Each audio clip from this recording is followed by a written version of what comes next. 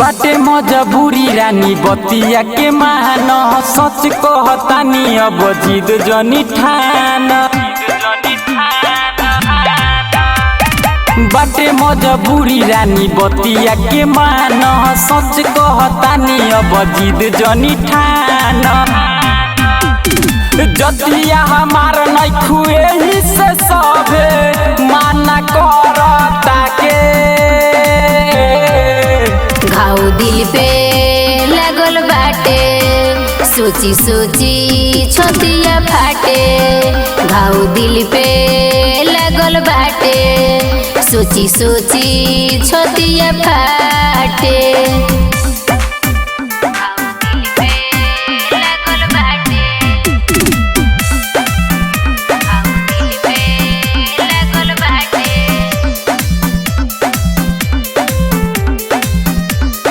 पहिले कहे नहीं बतिया बतैल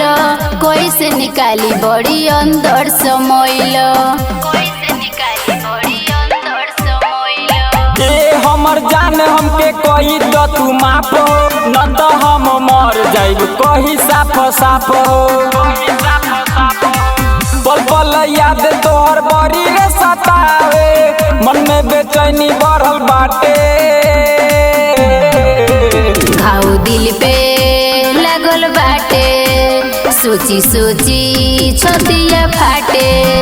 घाव दिल पे लगल बाटे सोची सोची छतिया फाटे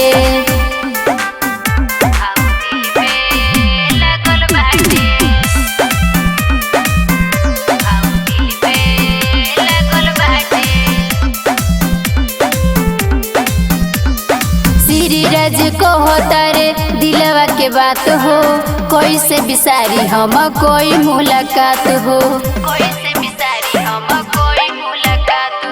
बाटे मजबूरी गोरी बतिया के माना साच कहतानी अब जिद जनी ठाना राम बाबू रामा न तोह के भुलाई दिलवा से कहता के घाव दिल पे लगल बाटे सोची सोची छतिया फाटे घाव दिल पे लगल बाटे सोची सोची छतिया फाटे